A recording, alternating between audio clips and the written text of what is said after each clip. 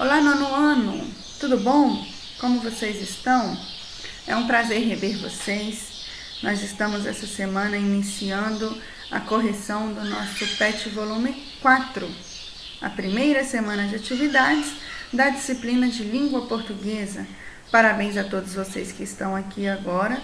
Vocês já percorreram aí um longo caminho e estão conseguindo com êxito vencer cada desafio. Essa semana nós iniciamos língua portuguesa falando especificamente sobre procedimentos de leitura, sobre como você pode adquirir uma melhor compreensão do tipo de texto, do gênero textual que você está lendo, que você está fazendo a interpretação daquele gênero, tá certo?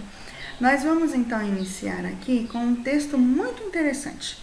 Se chama O Poder Transformador da Empatia nas Relações Humanas. E aí nós vamos entender o que é empatia. Bom, esse texto não é grande, nós podemos lê-lo juntos e diz assim: a empatia é a arte de se colocar no lugar do outro por meio da imaginação, compreendendo seus sentidos e perspectivas e usando essa compreensão para guiar as próprias ações. Segundo John Donne, nenhum homem é uma ilha, sendo cada indivíduo um pedaço do continente, uma parte do todo. Durante muito tempo pensou-se que a empatia fosse uma capacidade exclusivamente humana. Hoje sabemos que diversas espécies animais são capazes de sentir empatia e coordenar impulsos, levando em consideração o outro. Assim, nossa capacidade de sentir empatia está ligada à herança genética, que é uma consequência evolucionista. Segundo o autor do livro O Poder da Empatia, a arte de se colocar no lugar do outro para transformar o mundo, a empatia é o antídoto para o individualismo absorto em si mesmo que herdamos do século passado. A necessidade de desenvolver empatia está no cerne do esforço de encontrarmos soluções para problemas mundiais como violência étnica, intolerância religiosa, pobreza extrema, fome, abusos dos direitos humanos, aquecimento global. O autor denomina esta capacidade como uma espécie de pílula da paz. O uso de nosso eu empático pode também estar intrinsecamente ligado à resolução de questões do nosso dia a dia. Este exercício nos proporciona experimentar outras visões diferentes das nossas e observar aspectos antes ignorados por nós pela simples constatação que enxergamos tudo à nossa volta, considerando nossas próprias experiências pregressas. Ser empático não se restringe às pessoas que conhecemos, mas principalmente com os desconhecidos ou mesmo com personalidades antagônicas. Este é um grande esforço que demanda sensibilidade, inteligência emocional e vontade de se colocar no lugar do outro e experimentar uma nova perspectiva. Esta é uma habilidade que pode ser aprendida, mas que precisa ser diariamente cultivada. Fazer esforço consciente para se colocar no lugar de outra pessoa, inclusive no de nossos inimigos, para rasgar rótulos, reconhecer sua humanidade, individualidade e perspectivas. Eis um dos grandes diferenciais daqueles que se esforçam para se destacarem em liderança. Olha que bonito o texto, né? De Alzira Azeredo. Ele está disponível aí na Escola Interamérica. Então, esse texto nos fala sobre o poder da empatia. E o que seria empatia, meninos? Bom, aqui a autora define empatia como a arte de se colocar no lugar do outro. É como se você conseguisse se sentir como uma outra pessoa se sente. Imagine algo mais ou menos assim, olha. Para você ter certeza se você tem empatia, você pode se perguntar: eu sinto a dor do meu próximo? Empatia já foi algumas vezes definida como a dor do outro no meu coração. Então, se eu consigo sentir o que o meu próximo sente, se eu consigo me colocar no lugar dele e pensar como é que ele está diante da situação que ele está vivendo, do momento que ele está passando, aí sim eu tenho empatia. E a empatia, de acordo com a autora, ela nos faz agir de uma forma que seria natural do ser humano, que é o que a autora chamou aqui, olha, de herança genética. Mas ela nos diz que a empatia por si só não faz milagres, né? Ela diz que nós precisamos de grande esforço. Olha, um esforço consciente. Aí ela ainda diz aqui nesta parte grifada em amarelo aqui, que é uma habilidade que pode ser aprendida, mas precisa ser diariamente cultivada. Muito interessante, né? E aí vamos lá. Qual é o assunto do texto tratado? Questão 1. É o poder transformador da empatia nas relações humanas. Basicamente é o título do texto, o poder transformador da empatia. Esse é o assunto principal, né? O que o autor defende nesse texto? Bom, a autora, Alzira, defende que a empatia é fundamental para que o ser humano consiga resolver problemas que afetam não só a sua própria vida, mas a sociedade humana como um todo. Aí a número 3 pede para você grifar as partes principais do texto e transcrever essas partes aqui no espaçozinho. Bom, então são duas tarefas em uma questão. Nós vamos precisar voltar no texto e grifar as partes principais. O que seria uma parte principal de um texto? Bom, é aquela parte que você consegue ter uma ideia ampla, uma ideia geral do que o texto diz, sem ler todas as linhas do texto. Então, depois que você já executou a leitura, você tem condições de dizer quais são as partes principais do texto. E aí nós grifamos aqui algumas delas, que inclusive nós já até mencionamos. Olha, a empatia é a arte de se colocar no lugar do outro, usando essa compreensão para guiar as suas próprias ações. Então, você entendeu como é que o outro se sente? Então, a partir disso, você vai guiar as suas ações. Você vai entender como é que você vai agir perante isso. Outra parte que é bem interessante, o autor denomina esta capacidade como uma espécie de pílula da paz. E essa parte é muito interessante, né? Porque a humanidade basicamente procura hoje necessidades básicas para viver e paz. Pergunta para alguém o que ele mais deseja na vida. A maioria das respostas está concentrada entre levar uma vida tranquila, uma vida pacífica, viver sossegado, ter amor entre a família, enfim, né? A maioria das pessoas atualmente querem paz. E a autora define, então, que a empatia é uma espécie de pílula da paz. Essa capacidade de se colocar no lugar do outro, de resolver o problema do próximo como se fosse seu, né? Uma outra parte bem interessante desse texto é essa daqui, ó. Essa é uma habilidade que pode ser aprendida, mas que precisa ser diariamente cultivada. Você pode saber ter empatia e pode não demonstrar empatia. Olha só. Então, esses foram os pontos principais.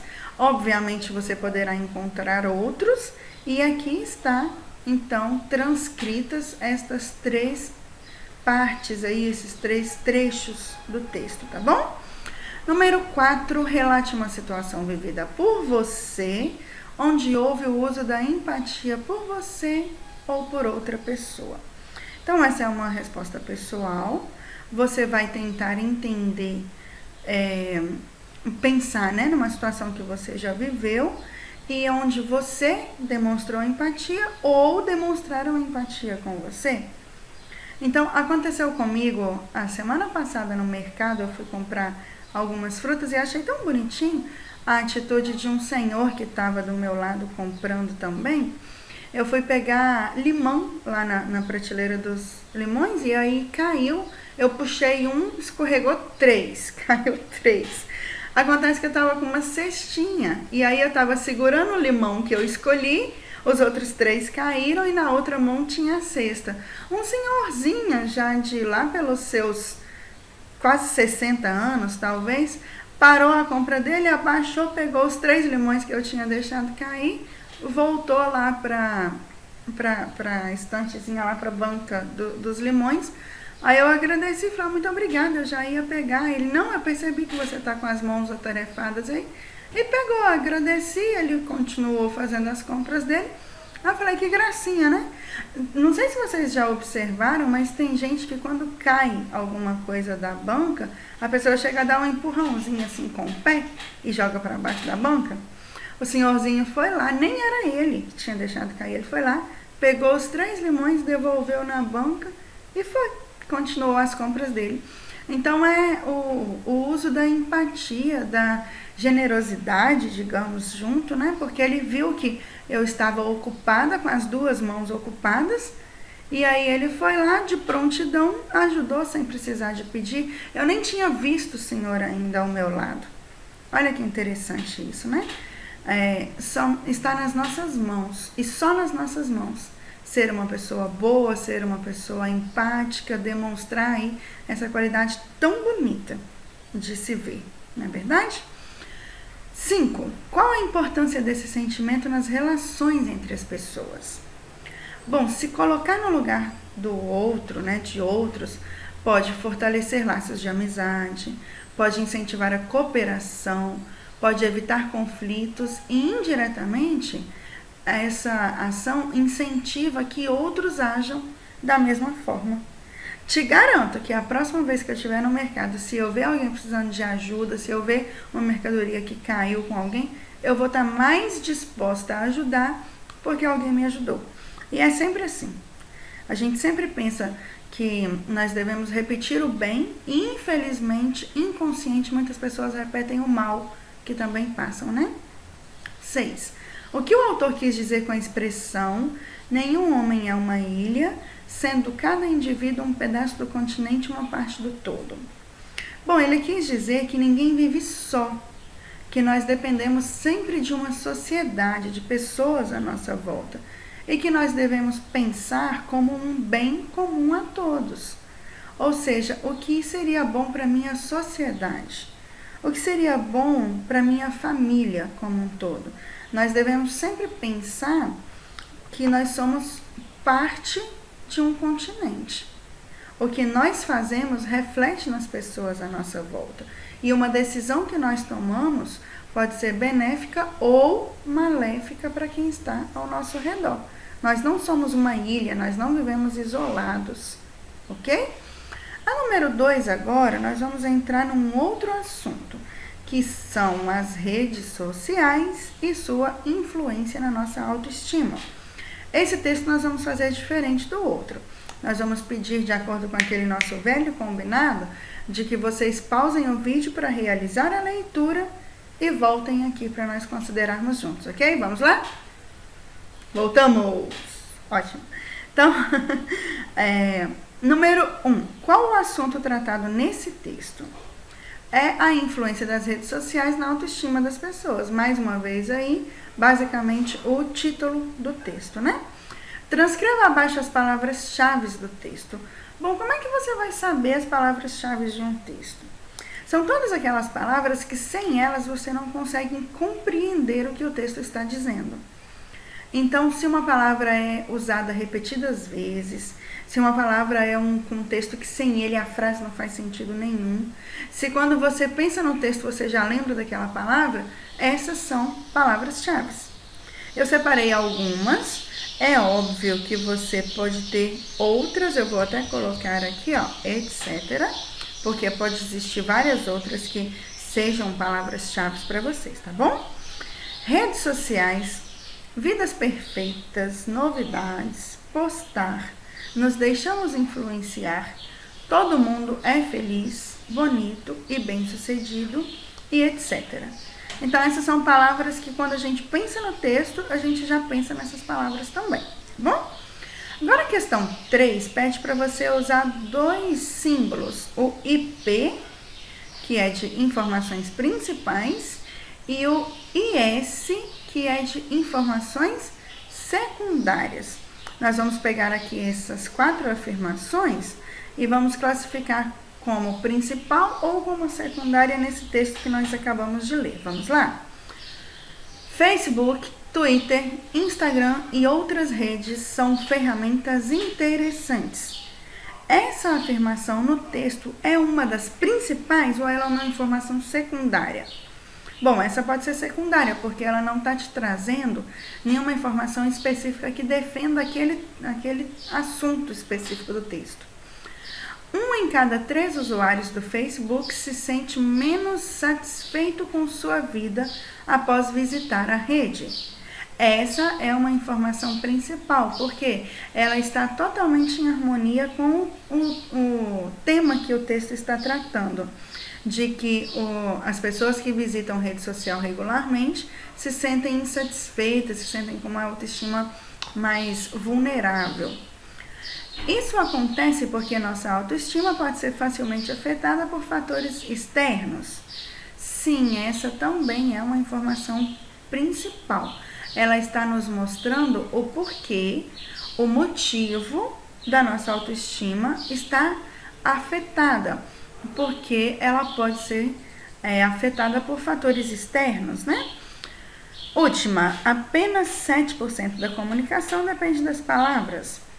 Massivos 58% dos significados de uma comunicação surgem nas mensagens não verbais. Bom, eu classifiquei essa como uma informação secundária porque ela não está efetivamente ligada ao fato da autoestima vulnerável, da autoestima abalada pela rede social.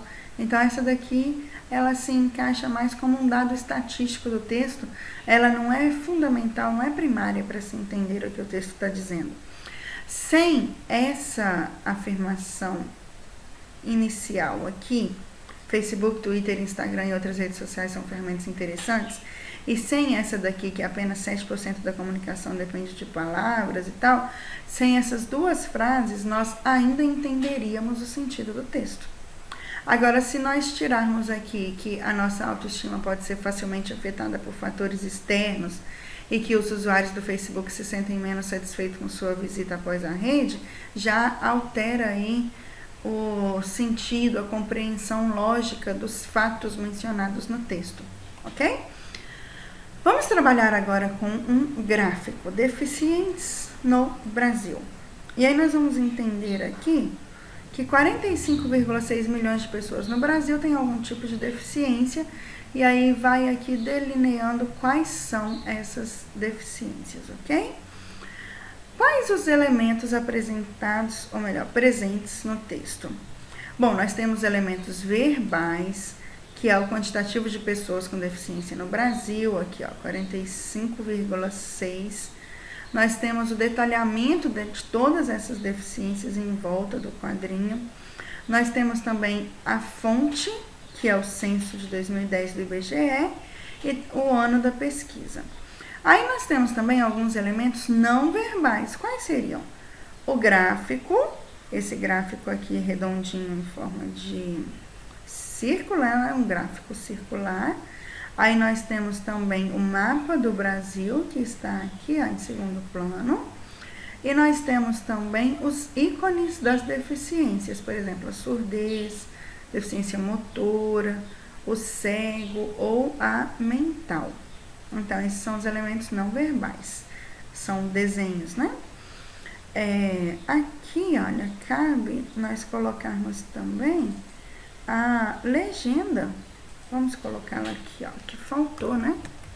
Legenda, vírgula. Ótimo. Então, só consertar essa diagramação aqui. Ok. Prontinho. Agora vamos lá para o número 2. Qual número corresponde a 24% dos brasileiros com deficiência? Aqui disse que 24% dos brasileiros têm um tipo de deficiência, quase um quarto da população brasileira, né? Qual é esse número? É o que está aqui, ó, dentro do gráfico circular aqui, ó. São 45,6 milhões de pessoas, certo?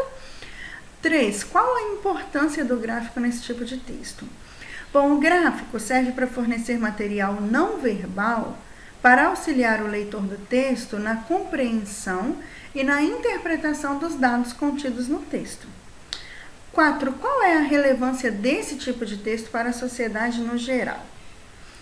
Bom, textos dessa natureza, meninos, contribuem para que a sociedade fique bem informada sobre a real situação de vida de muitas outras pessoas. E principalmente textos assim auxiliam ou deveriam auxiliar na tomada de decisão para a criação de políticas públicas para o bem-estar das pessoas que necessitam de ajuda e de tratamento médico especializado. Ok? 5. Agora transforme as informações do infográfico em um pequeno texto em prosa. Não se esqueça de aplicar cada detalhe apresentado. Bom, não precisa construir um texto de 3 parágrafos, início, desenvolvimento e fim. Vamos fazer um texto bem simples, não leve nada que não esteja no infográfico, ok? Ficaria algo mais ou menos assim, veja. O censo realizado pelo IBGE em 2010 revelou que 45,6 milhões de pessoas no Brasil têm algum tipo de deficiência. A pesquisa apontou que 35 milhões de pessoas são cegas, 13 milhões de pessoas têm deficiência motora, 10 milhões são surdos e 2,5 milhões possuem deficiências mental. Pronto! Falamos tudo que tem ali no infográfico, apresentamos todas as informações, não demos nenhum tipo de opinião pessoal, simplesmente apresentamos os fatos em forma de texto, ok? Entendido, meninos?